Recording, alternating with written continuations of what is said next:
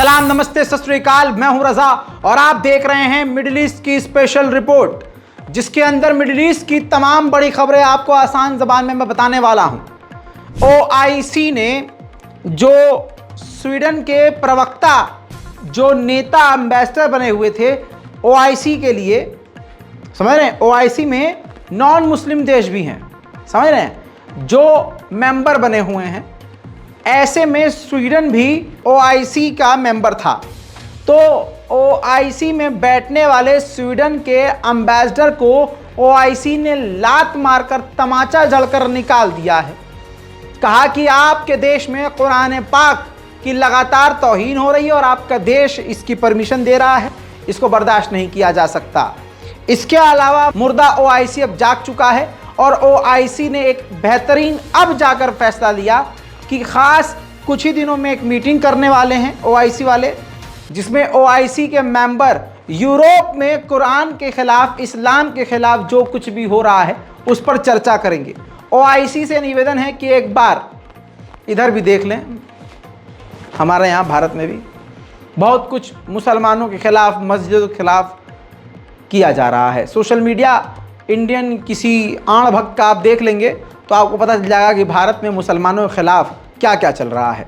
उधर जर्मनी के defence minister Iraq के दौरे पर आने वाले थे, लेकिन वो दौरा उन्होंने कैंसिल कर दिया है क्योंकि इराक में इस वक्त स्वीडन और डेनमार्क के खिलाफ हिंसक प्रदर्शन हो रहे हैं। ईरान ने हिजाब विरोधी महिलाओं और एक्टिविस्ट के खिलाफ सख्ती दिखाते हुए, अभी कुछ ही दिन पहले मैंने आपको बताया था कि एक ईरानी एक्ट्रेस को जेल सुना दी है, कैद कर लिया है, 2 साल की सज़ा सुनाई है।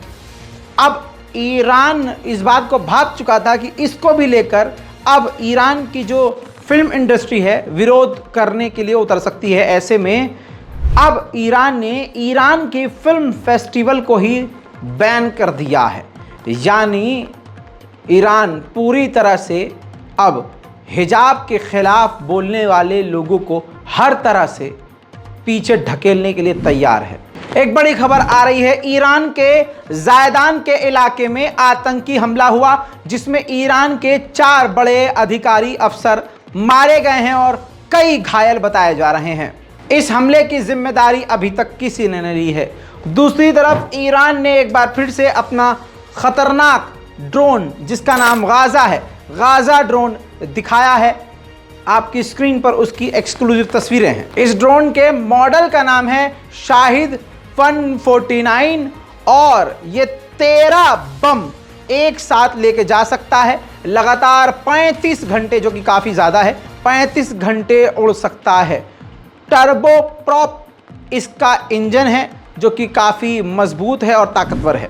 वहीं मैं आपको ये 3 दिन से बता रहा हूँ कि ईरान के खिलाफ सेना को भेज रहा है अमेरिका, ईरान के समुद्री इलाके के आसपास। साथ में ईरान के खिलाफ फाइटर जेट भी भेज दिए हैं अमेरिका ने। अब ईरान को डराने धमकाने के लिए बार बार वीडियो जारी कर रहा है।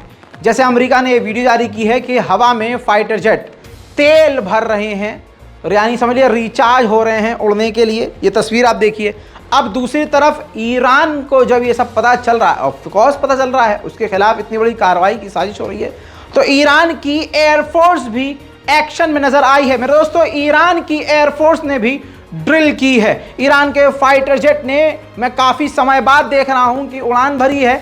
हालांकि ईरान के पास फाइटर जेट इतने मजबूत नहीं हैं, लेकिन ईरान के इरादे काफ़ी मजबूत और फौलादी नज़र आ रहे हैं। वरना सोचिए, अगर ईरान कमज़ोर है तो अमेरिका ने अपनी पूरी की पूरी ताकत ईरान के खिलाफ क्यों झोंकती है। بمباران اهداف ثابت و متحرک با پهپاد و جنگنده‌های شکاری مسلح به بمب‌های نقطه‌زن ساخت وزارت دفاع دقایقی پیش در انارک اصفهان 92 هواپیمای جنگنده شکاری، بمب‌افکن و پهپاد از تمامی پایگاه‌های نیروی هوایی فردا در منطقه عمومی رزمایش به بیش از 150 هدف حمله خواهند کرد. عقابان تیزپرواز نیروی هوایی همیشه آماده هستند و اهداف خودشون حتی در تاریکی مطلق شب دقیق مورد اصابت قرار میدن. उधर कतर के अमीर के एनवॉय, यानी समझ लिए कतर के अमीर के मैसेंजर ईरान पहुंचे हैं अपने अमीर कतर के बादशाह का मैसेज लेकर। वो मैसेज क्या है अब वो तो 2-3 दिन बाद सामने आएगा, लेकिन कतर और ईरान और भी करीब होते जा रहे हैं। ना चाहते हुए भी आपको मैं इजराइल लेकर चलूं तो इजराइल में आज भी नेतन्याहू यानी वहां की सरकार और प्रधानमंत्री के खिलाफ आज भी प्रदर्शन हो रहे हैं और काफी बड़े लेवल पर।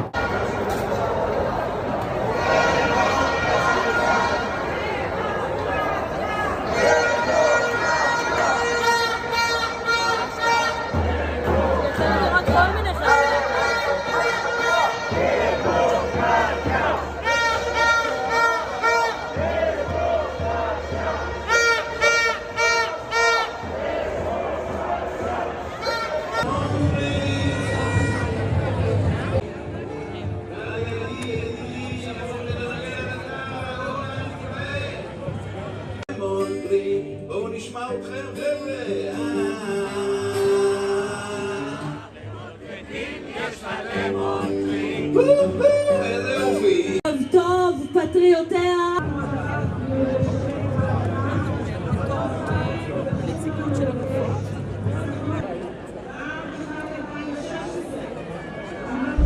दोस्तों, ऐसे खतरनाक प्रदर्शन जो पिछले कई महीनों से इजराइल में चल रहे हैं, इन प्रदर्शनों को देखने के बाद अब मूसाद के एक्स चीफ ने कह दिया है कि अगर इस प्रदर्शन को नहीं रोका गया तो इजराइल की नेशनल सिक्योरिटी को एक बड़ा खतरा पैदा हो जाएगा।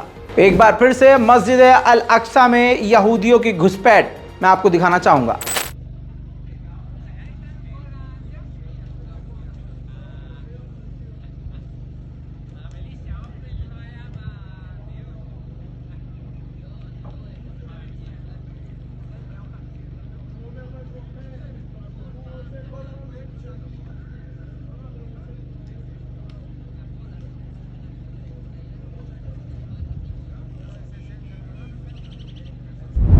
इजराइल के खिलाफ जो फिलिस्तीन के छोटे छोटे अलग अलग लड़ाकू ग्रुप हैं, अब वो मिलने को तैयार हुए। ये मीटिंग फिलिस्तीन में तो हो ही नहीं सकती थी, क्योंकि इजराइल एयर स्ट्राइक करके एक साथ तमाम संगठन को ख़त्म कर सकता है। ऐसे में इजिप्ट की इंटेलिजेंस के द्वारा बताया जा रहा है कि इजिप्ट की इंटेलिजेंस ही इजिप्ट में इन फिलिस्तीन के अलग अलग ग्रुप, हमास है, हमास के अलावा फतह है, उसके अलावा अल-कस्साम ब्रिगेड है, कितने सारे हैं, सब तैयार हो गए कि हाँ हम इजिप्ट में मिलने को तैयार हैं। अगर ये तमाम संगठन मिल जाएं तो इजराइल को दस्त लग सकते हैं। लेकिन यहाँ पर एक ट्विस्ट हो गया। जो फिलिस्तीन इस्लामिक जिहाद है, जो कि मजबूत मानी जाती है, उसने मना कर दिया है कि हम नहीं मिलेंगे। बस यही कमज़ोरी है मुसलमानों की कि कुत्ते की तरह से पिट रहे हैं, हर दिन मर रहे हैं। और इस्लामिक जिहाद इस वक्त अपनी अकड़ में है, जहां तमाम संगठन इजिप्ट में जाकर मिलकर काम करना चाहते हैं। इस्लामिक जिहाद ने मना कर दिया कि हमें नहीं करनी भाई साहब मीटिंग। ये है मुसलमानों की सबसे बड़ी मुसीबत। दोस्तों, पुर्तगाल ने फिलिस्तीन का साथ देते हुए इजराइल को तमाचा जड़ दिया है।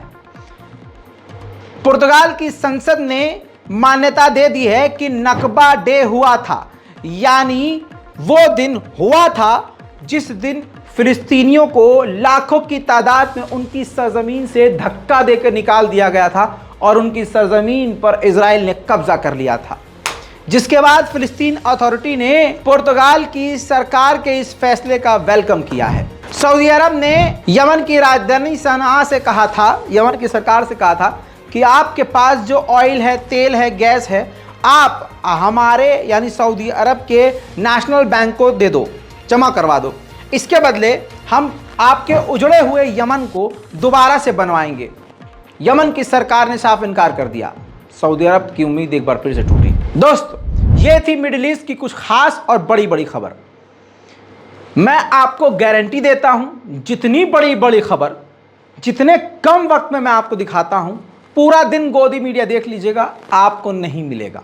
इसलिए कहता हूं, चैनल को सब्सक्राइब कीजिए, वीडियो को शेयर कीजिए। मैं हूं रज़ा और आप देख रहे थे रज़ाग्राफी। जय हिंद।